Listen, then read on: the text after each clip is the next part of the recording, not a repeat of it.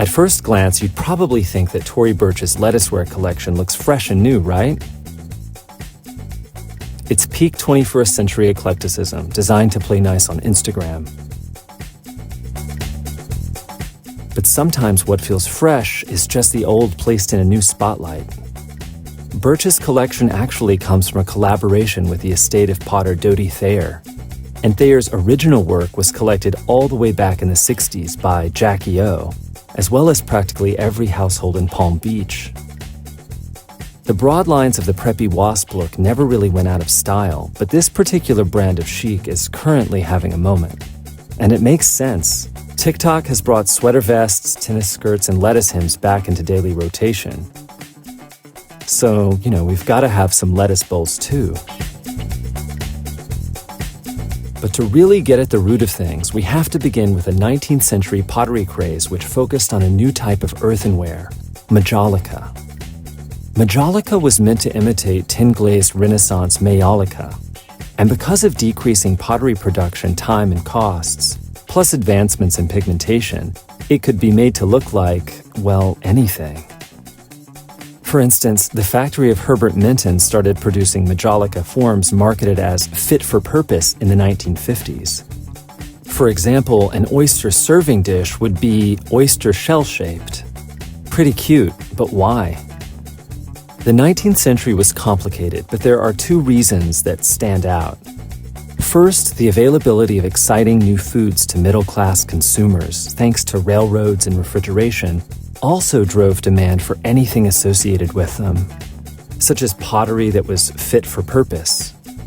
Second, and this is ironic, industrialization created a demand for items that reminded people of the natural world.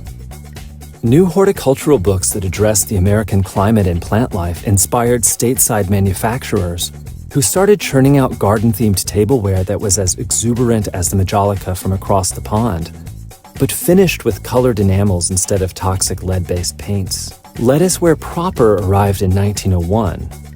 That's when the Wanape Pottery Company introduced a green lettuceware line to its catalog. As Bard Graduate Center's Susan Weber explains, lettuce is, quote, very adaptable to ceramic. It's very three-dimensional. It's idiosyncratic. Every lettuce leaf is a bit different. And the color green is something that sort of triggers us into thinking about the garden. Wanape Pottery closed in 1903, but artistic director Charles Reynolds continued to produce lettucewares with Cleveland-based distributor George H. Bowman Company until 1908. From there, highly decorative, industrially produced ceramics were superseded by newer styles. That is, until Dodie Thayer arrived on the scene. So why the reemergence of vegetable forms today? Recent blockbuster sales from the collections of tastemakers like Mario Bawada, CZ Guest, and Bunny Mellon have certainly played a part. But it's more than just that.